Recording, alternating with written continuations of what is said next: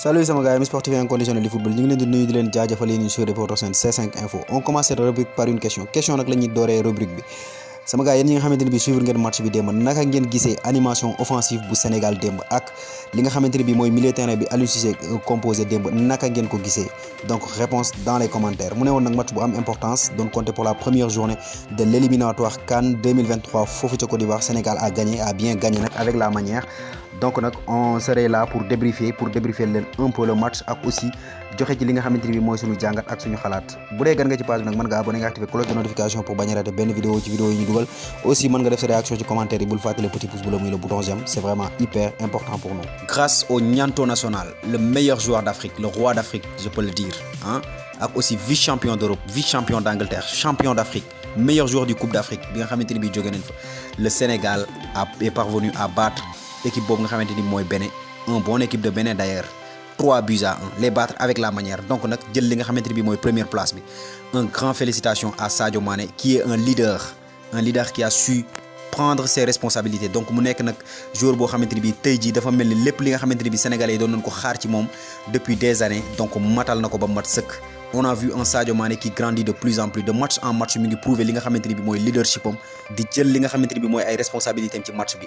Démb aussi mu def benn match bu exceptionnel et grâce à ces 3 buts il est parvenu à battre le record, égaler le record et battre le record de kooku di Henri Camara. Il est devenu le joueur qui a marqué plus de buts en équipe nationale. Donc nekk na li nga xamante ni mooy joueur bi ëppale ay buts ci équipe nationale. Donc le meilleur buteur sénégalais de tous les temps pour l'instant en équipe nationale, c'est Sadio Mané.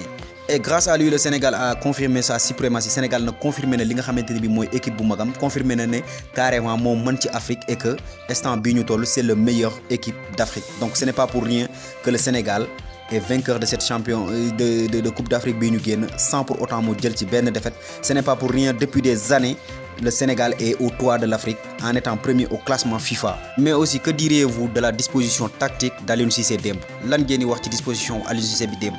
Parce que démb on a vu de gros changements, notamment au milieu de terrain. Gis nañ fi benn équipe boo xamante ni bi ni c'est un milieu de terrain beaucoup plus jeune.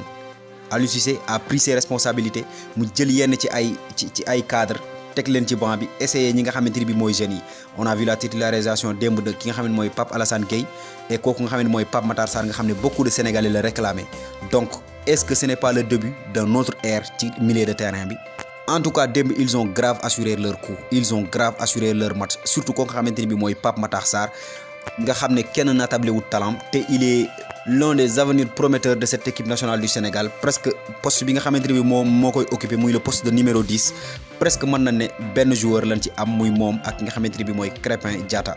Donc nag tey on lui a donné son chance et il a vraiment profité de cette occasion, franchement parler, en jouant 90 minutes et a donné tout donc joxe lépp li nga xamante ni bi mën na ko. Mention spéciale à aussi kooku nga xamante mooy Iliman Ndiaye, rentré en cours de jeu, moom tamit peut-être def fa lu bëri sax, mais par les déplacements, par les placements aussi, par li nga xamante ni bii ni touche de balam da ngay remarquer carrément que ni avenir la ci équipe nationale bu Sénégal.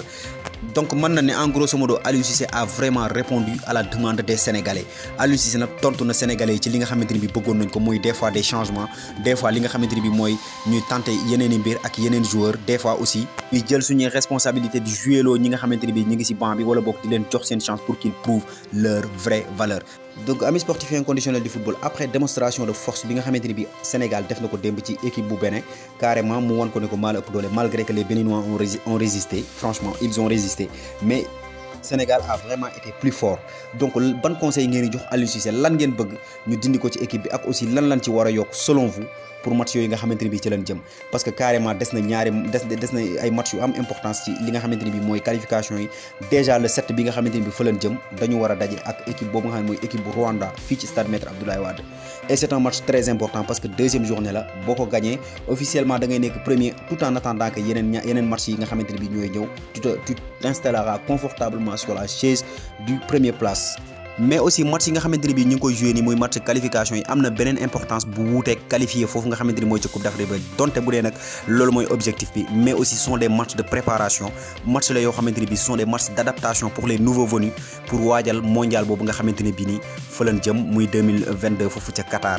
Donc mu nekk nag ay match yu am importance. Donc ci ñenn ñi nga xamante ne bii ñu ngi doog a ñëw on leur donne l'occasion pour ñu gën a miin équipe bi, mais aussi pour ñu gën a adapté wu au jeu du Sénégal parce que il y aura certainement des matchs de amical, parce que dana am ay match amical yoo xamante ni bi peut-être dina ko def pour waajal loolu nga xam ne mooy coupe du monde bi, mais aussi quoi de mieux que des matchs internationaux wala boog des matchs officiels pour tester certains joueurs wala boog pour permettre à certains joueurs ñu am benn adaptation bi ci jeu wu Sénégal, mais aussi ñu gën a miinante ak seen i coéquipiers franchement pour former un groupe solide boo xamante ni bi mooy dem foofu ca coupe du monde ba war faa wane boppam ba ñëpp xam na ne wane na fi boppam comme ni mu wane boppam fii ci Afrique aussi mu montrer sa suprématie foofu ca Qatar 2022 ba eggale Sénégal foo xamante ni bi benn réewu Afrique waru fa egg, et on le leur souhaite vraiment.